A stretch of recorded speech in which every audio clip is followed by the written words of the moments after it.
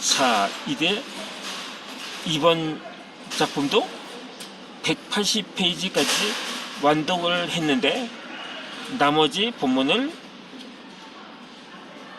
이어서 읽어드리도록 하겠습니다.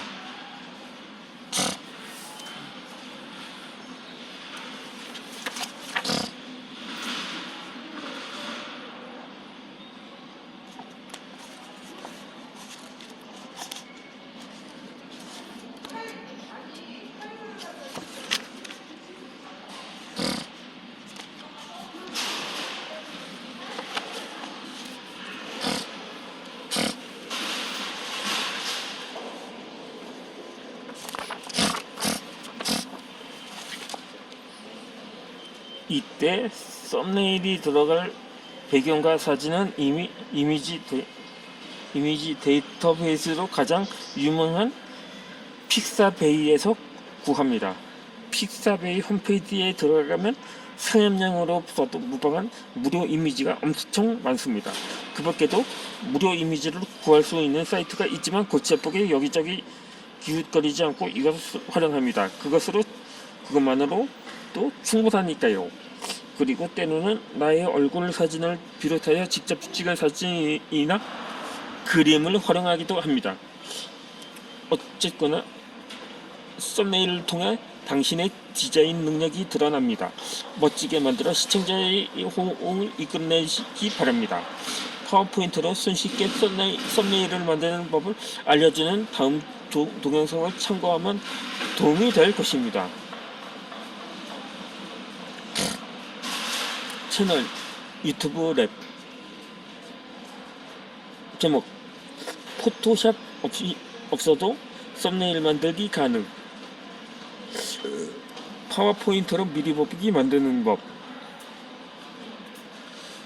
저의 경우는 스마트폰이라서 아직 썸네일이 준비하지 않은 상태인데, 그런데 이 스마트폰으로도 충분히 썸네일을 만들 수가 있다고 합니다.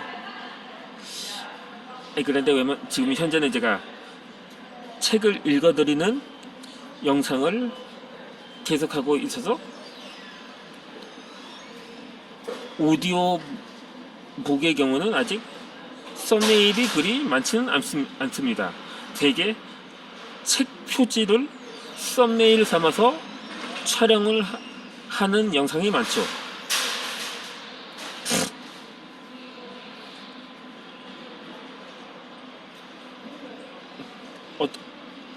어찌되었든 간에 다음 페이지로 넘어가도록 하겠습니다.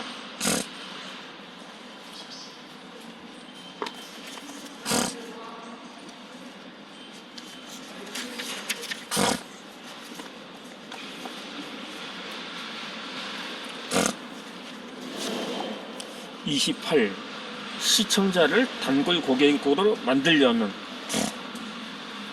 동영상을 만들면서 시청자의 호응을 얻어내기 위해 제목을 어떻게 할 것인지 그리고 썸네일은 어떻게 할 것인지 살펴봤습니다. 이를테면 포장은 어떻게 할지에 대한 것입니다.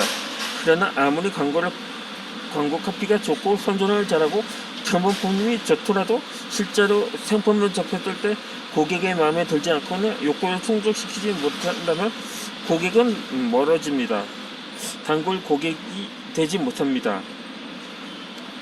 저도 역시 한창 제목을 지으다 기성 유튜브 채널명을 삽입해서 제목을 올렸을 때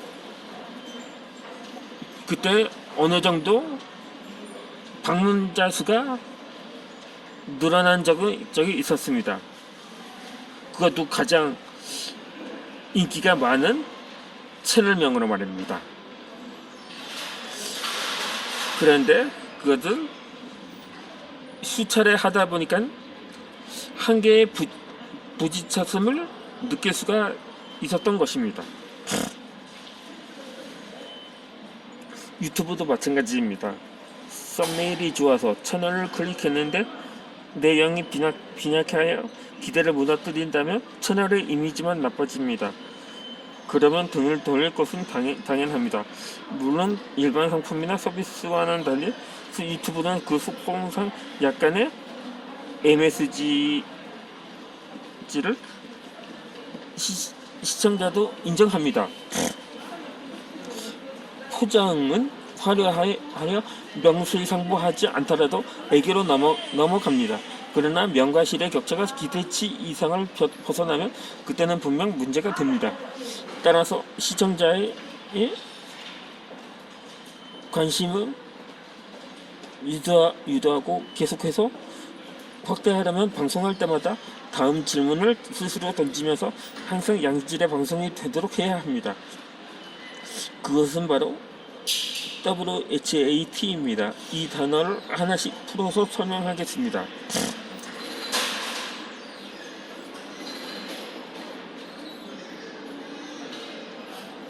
언제나 점검해야 할 5가지. 첫째, WHAT라는 단어 그 자체에 관한 질문입니다. 시청자가 무엇을 원하는지 자문해봐야 합니다. 과연 무엇을 위한 방송인지도 스스로 질문을 해봐야 합니다. 어떤 콘텐츠인지 냉정하게 따져봐야 합니다. 특히 채널의 정체성을 벗어나는 것은 아닌지, 일관성 있는 기자인지 해봐야 합니다. 어떤 사람은 이것저것 닥치는 자대로 주제를 선정하여 방송하기도 하는데, 그런 식으로 좋은 방송을 기대할 수는 없습니다. 정체성이 불분명한 채널이 됩니다. 동영상에 주제를 정하고 소재를 넣어 콘텐츠를 만들 때마다 시청자가 원하는 무엇에 해당하는지 예민하게 살펴서 그 기대에 맞춰야 합니다. 저도 채널을 만들고 처음에는 그 전에 말하려고 했던 그 주제로 영상을 올리곤 했는데, 그 이후부터는 갑자기 콘텐츠가 짬뽕이 되어 버렸기도 합니다. 그래서 최근에 또 다시금 고정적으로 주제를 설정해서 오늘날에 이르고 있는 것입니다. 그것이 반년이 되었습니다. 그것이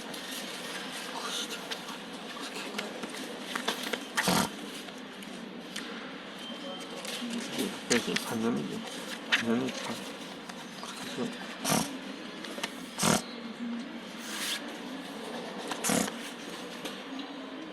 둘째, 와우입니다. 시청자가 이야 대단하다며 감탄할 수 있는 내용인지, 또는 방송의 진행 형식이나 영상의 수준이 그러한지 스스로 질문해봐야 합니다. 주제는 평범한 것이지만 엄청난 모함이나 실험의 방식으로 하는 채널이 여기에 해당합니다. 기막힌 발상으로 시청자의 감탄을 자아내게 하는 경우를 종종 볼 수 있습니다. 또는 몰래카메라나 마술의 기법이 사용되기도 합니다. 그러나 감탄이라고 해서 꼭 그런 식의 내용을 말하는 것은 아닙니다. 자기개발이나 지식 전달을 콘텐츠로 하여 강의나 해설하는 식으로 동영상을 만들더라도 내용이나 전달 방식이 매우 좋다면 그 역시 와우에 해당합니다. 어떤 형태의 채널이든 간에 시청자가 내심 감탄하게끔 동영상을 만들라는 것입니다. 셋째, 하하입니다. 하하라고 해서 꼭 웃기거나 유머 코드를 생각할 필요는 없습니다. 재미가 있어야 된다는 말입니다. 이 진행 방식이 지루하지 않고 내용이 흥미를 유발하며 다음 방송이 기대되게 만들어야 합니다. 물론 간단한 문제는 아닙니다. 나 역시 이것 때문에 머리 싸매고 공론을 많이 하지만 의도대로 잘 되지 않습니다. 한계를 느낄 때가 많습니다. 그러면서 하이를 마음속에 담고 늘 의식하면서 동영상을 만든다면 그 생각 없이 만드는 것과 차이가 납니다. 노력을 하면 어딘가에 그 노력이 엿보이게 됩니다. 콘티를 만들 때 하하를 기준으로 하여 한번 더 체크해 보는 게 좋습니다. 넷째, 아하입니다. 아하, 이게 그런 것이 없구먼. 이렇게 깨우침을 줄 수 있는 동영상인지 스스로 물어보라는 말입니다. 시청자가 몰랐던 사실, 새로운 정보가 담겨 있으면 그만큼 흥미를 이끌어낼 수 있을 것입니다. 동영상을 만들 때마다 그런 요소가 포함되어 있는지 자문해보면 콘텐츠를 다듬는다면 아무래도 생각 없이 만드는 것과 다릅니다. 나는 자기개발 관련 채널이기에 이 점에 가장 역점을 둡니다. 그런데 매번 좋은 정보를 만들어낸다는 게 쉬운 일은 아닙니다. 따라서 평범한 내용이라도 어떻게 내 나름의 해석을 통하여 비범하게 만들 것인지 신경을 많이 씁니다. 내 방송을 한번 보시죠. 방송을 보면 별것 아닌 것을 갖고도 시청자들이 기억하기 쉽게 단순한 공식을 만들어 제공하는 경우가 많습니다. 이 방식은 조간일 TV의 특화된 방법이라고 자부합니다. 자기개발이라는 딱딱한 주제를 가지고 1년 반 정도의 10만 구독자를 돌파한 데에는 이 방식이 한몫했다고 믿습니다. 시청자로 하여금 하하라는 느낌을 갖게 하려고 무수히 많은 시간을 고민합니다. 잠 못 이루는 밤도 많습니다. 때는 속자에서 5글자로 된 공식 하나에 책 한 권 분량의 메시지가 들어가기도 하는데